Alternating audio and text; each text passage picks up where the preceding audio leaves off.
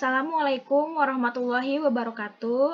Perkenalkan, nama saya Reza Nur Kolbi dari Prodi Pendidikan Bahasa dan Sastra Indonesia. Saya akan memaparkan atau menampilkan tugas Moodle yang telah saya kerjakan untuk memenuhi UAS Media Pembelajaran. Yang pertama yang telah saya kerjakan yaitu dashboard. Dalam dashboard ini terdapat tugas kompetensi dan juga UTS. Nah, dari berbagai tugas dan UTS ini terdapat juga tenggat waktu yang telah saya tentukan untuk siswa mengumpulkan tugas yang saya berikan. Tugas kompetensi tenggat waktunya sampai 1 Juli. Lalu yang UTS ada yang 10 Juli dan 15 Juli. Kita buka.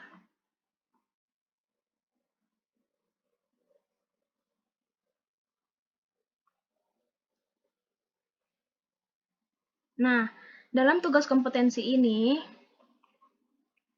terdapat 13 partisipan, di mana yang 12 partisipan ini sebagai siswa dan 1 partisipan sebagai guru atau teacher.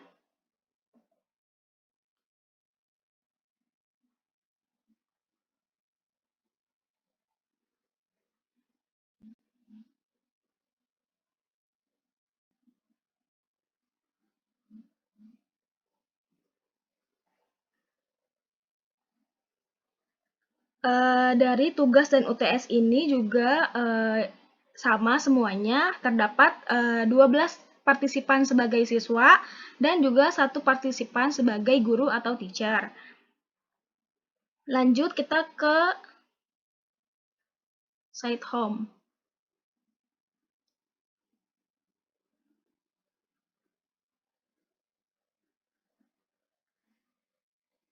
Nah, di dalam site home ini terdapat course yang telah saya buat, yaitu yang pertama ada ujian tengah semester, yang kedua ada kuis bahasa Indonesia, dan yang ketiga ada bahasa Indonesia. Kita coba buka satu-satu ya. Kita buka bahasa Indonesia.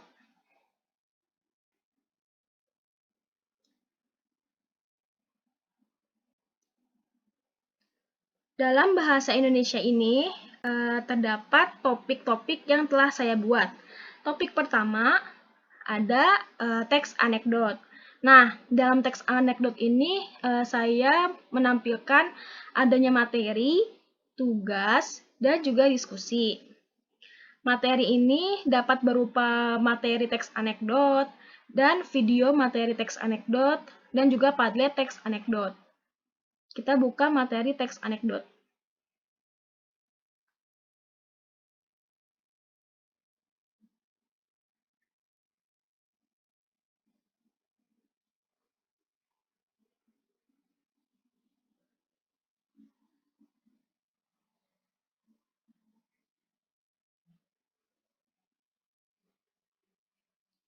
Nah, ini adalah tampilan teks anekdot yang telah saya buat.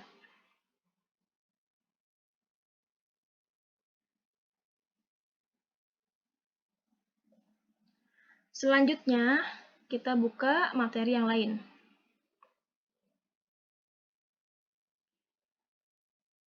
Dalam teks anekdot terdapat video, saya melampirkannya dengan berupa link yang bisa langsung mengakses ke YouTube. Nah,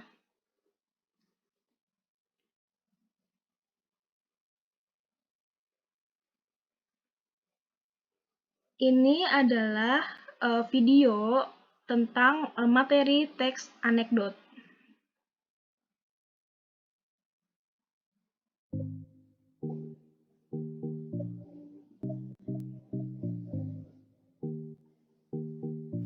Cermati teks berikut. Profesi anak-anak ibu penjual kue. Bapak Presiden bertanya, "Sudah berapa lama jualan kue?" Menggeleng-gelengkan kepala karena kagum. Di kantin sebuah universitas, Ninda dan Nur, dua orang mahasiswa, tentu akan menemukan perbedaan seseorang atau kelompok masyarakat tertentu, sedangkan humor hanya merupakan hiburan semata. Perbedaan yang ketiga, memikirkan apa yang akan diperbuat. Jika ia dapat mengajari keledai itu untuk membaca, tentu ia akan menerima hadiah. Namun, Kira-kira seperti itulah video yang saya tampilkan untuk disimak oleh partisipan. Lanjut kita ke materi yang selanjutnya. Nah, terdapat Padlet, ini juga berupa link. Kita buka.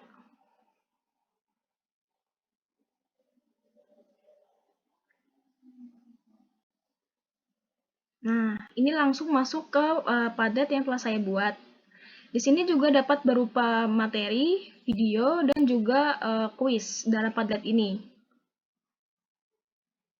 Materinya sama seperti yang sebelumnya saya bahas. Kita lanjut.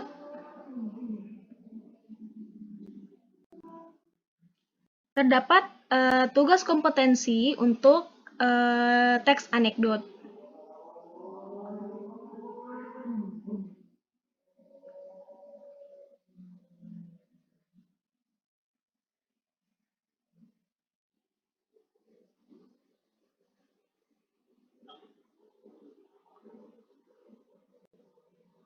Ya, pokoknya terdapat assignment yang telah saya buat dalam tugas kompetensi ini.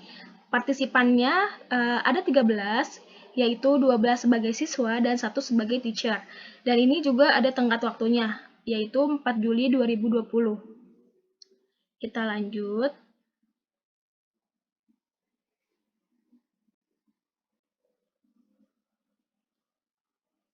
Saya juga menampilkan diskusi di sini.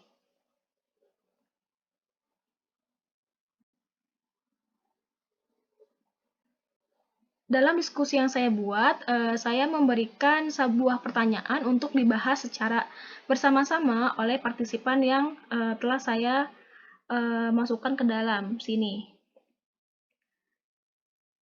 Seperti itu kira-kira diskusi yang saya buat.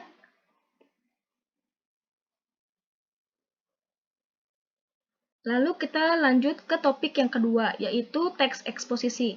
Ini juga berupa materi, tugas, dan juga diskusi. Materi teks eksposisi.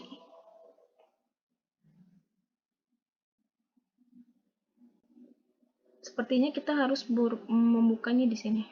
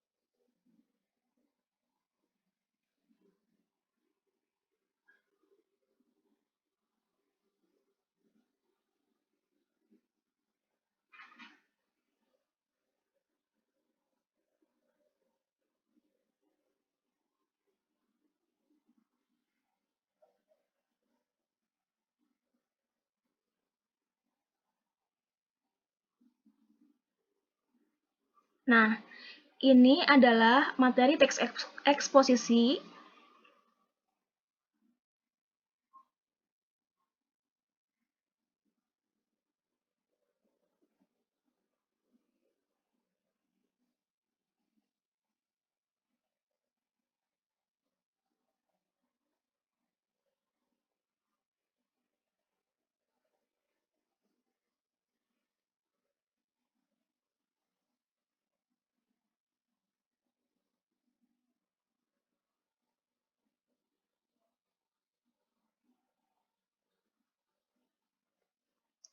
Tidak lupa, saya juga menampilkan sumber yang telah saya dapat. Kemudian kita buka ke video. Nah, video ini juga bisa langsung ke akses ke YouTube karena saya melampirkan link berupa video dalam YouTube.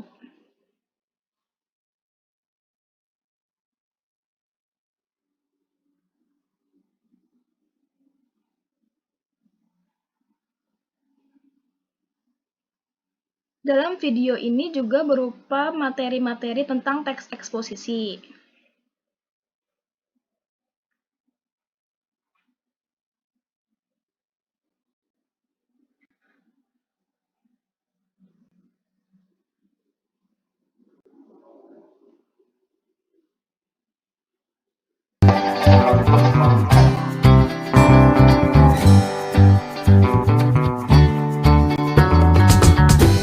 Halo Sob, selamat datang di Pindo, pembelajaran bahasa Indonesia.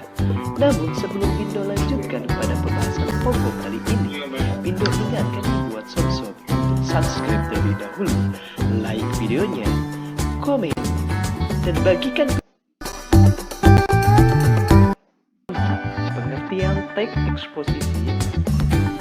Yang kedua, pembahasan yang pertama yaitu pengertian teks eksposisi. Apa sih teks eksposisi itu? Oke Sob, Pindo akan jelaskan satu persatu. Yang pertama, seperti itulah video teks eksposisi yang telah saya lampirkan. Kemudian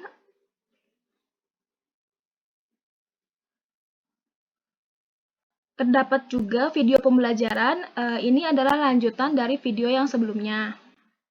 Nah, saya juga tidak lupa untuk membuat tugas yang harus dikerjakan, yaitu tugas kompetensi.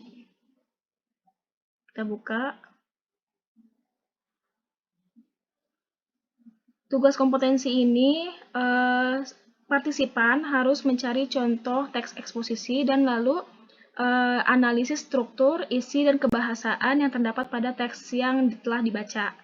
Partisipannya ada 13, 12 sebagai siswa dan 1 sebagai teacher, dan yang satu lagi untuk tenggat waktunya sampai 3 Juli 2020, pukul 12. Lanjut.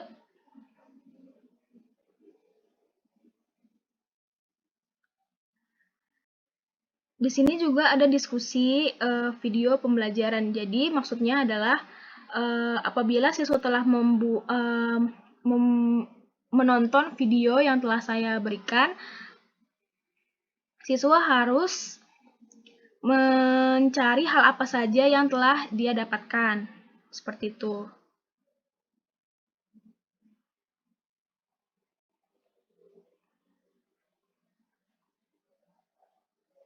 Nanti jika siswa telah mengerjakan, mereka dapat juga mengumpulkannya atau menambahkannya di sini.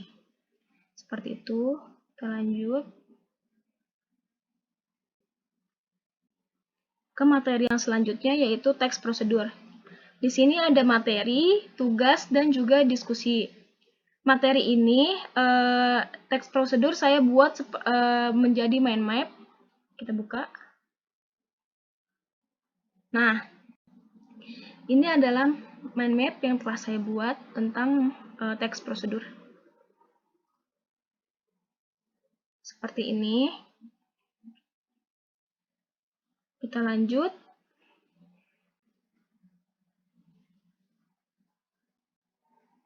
Ada video pembelajaran juga tentang teks prosedur.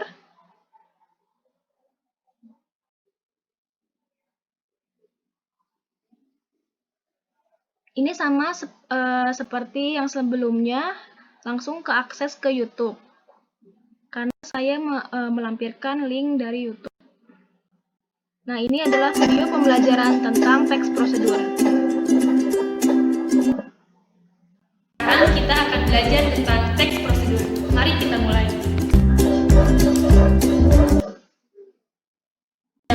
Contohnya seperti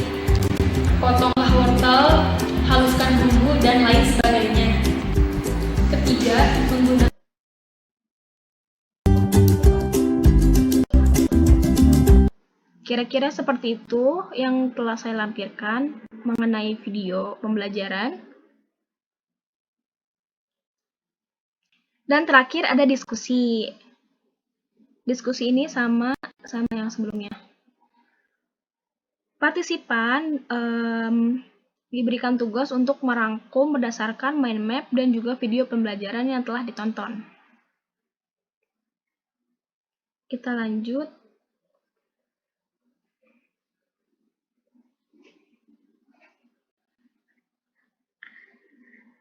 Untuk course Bahasa Indonesia telah selesai.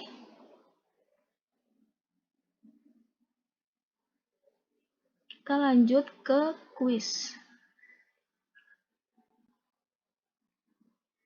Di sini terdapat 3 kuis, yaitu melalui Giveform, SurveyMonkey, dan juga Quizizz. Kita buka.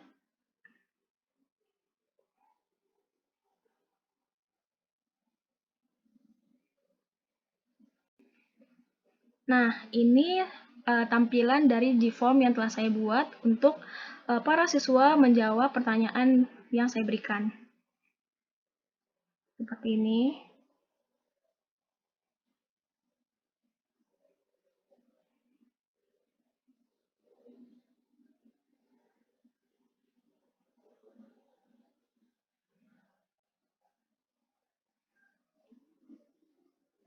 Kita lanjut ke kuis yang kedua.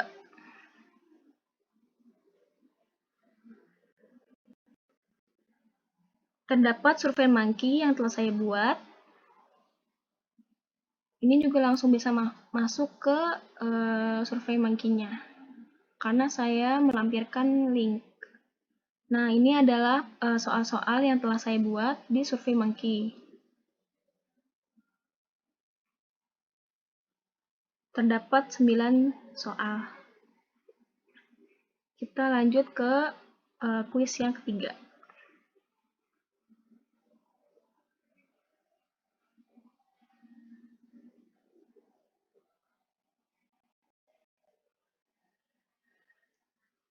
Nah, dalam kuis yang ketiga ini saya lampirkan link Quizizz.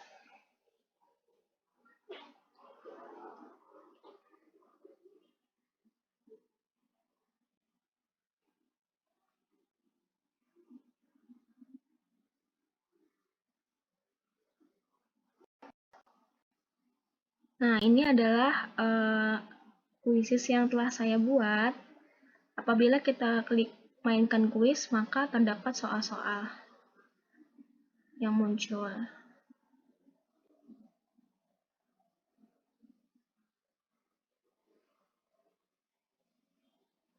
Wah, maaf sekali. Oke, kita kembali.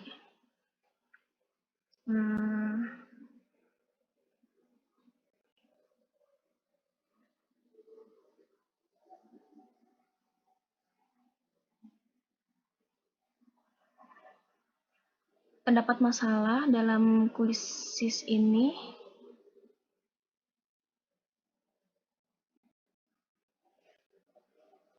Pokoknya dalam kuis yang telah saya buat ini langsung masuk ke platform-platform yang telah saya buat sebelum-sebelumnya. Kita lanjut ke UTS. Course yang telah saya buat yaitu UTS.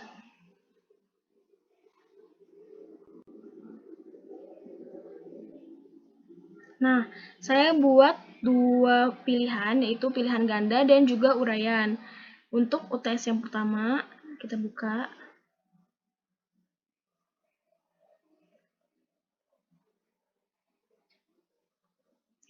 Dalam UTS yang pertama ini terdapat 13 partisipan, 12 sebagai siswa, dan 1 sebagai teacher.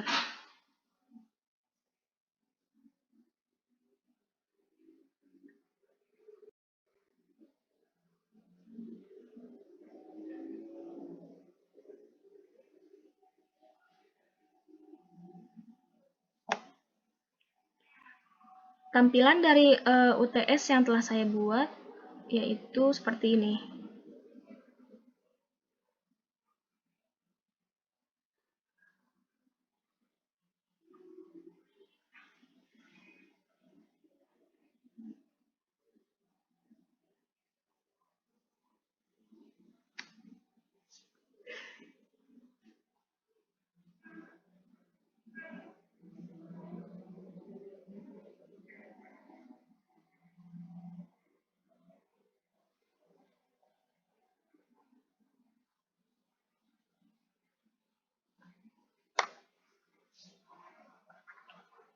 Ini adalah UTS yang telah saya buat.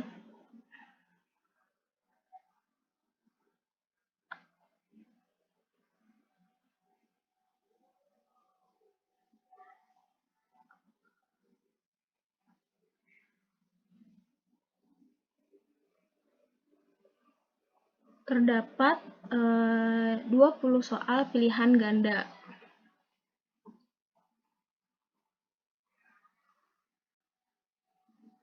Kita lanjut ke pilihan ganda yang kedua.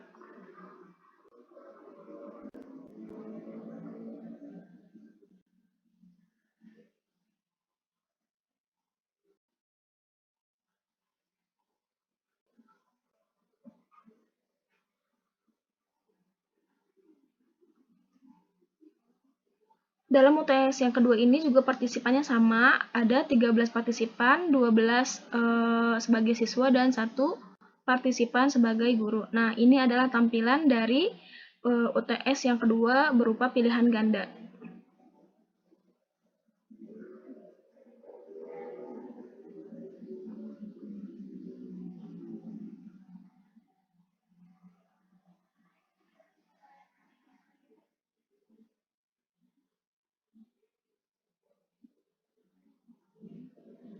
Terdapat 20 soal yang ada di UTS pilihan ganda yang kedua.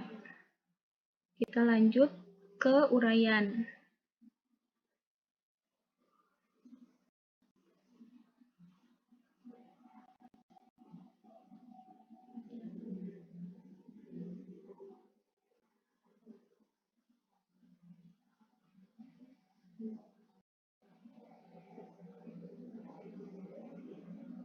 Tampilan dari uraian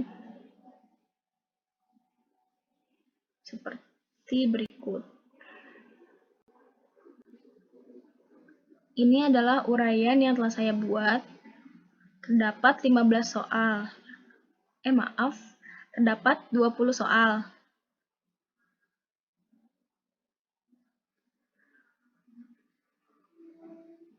Kita lanjut ke uraian yang kedua.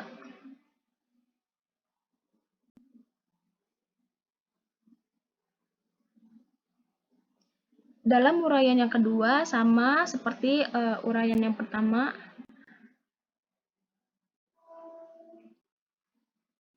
Namun ia hanya 10 soal saja.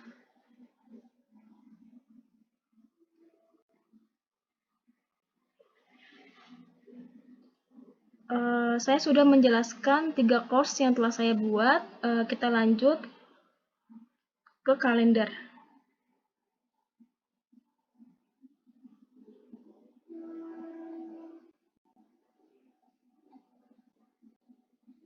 Kalender ini berfungsi untuk mengingatkan tugas-tugas apa saja yang memang yang telah saya buat. Yang pertama ini, di bulan Juli ada UTS yang ke-1 dan UTS yang kedua.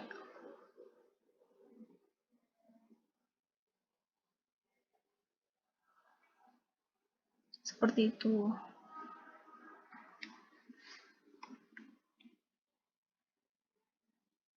Kita lanjut ke private files. Nah, dalam private file, saya hanya melampirkan satu saja sebagai buku panduan materi-materi yang telah saya berikan sebelumnya. Nah, seperti ini berbentuk PDF.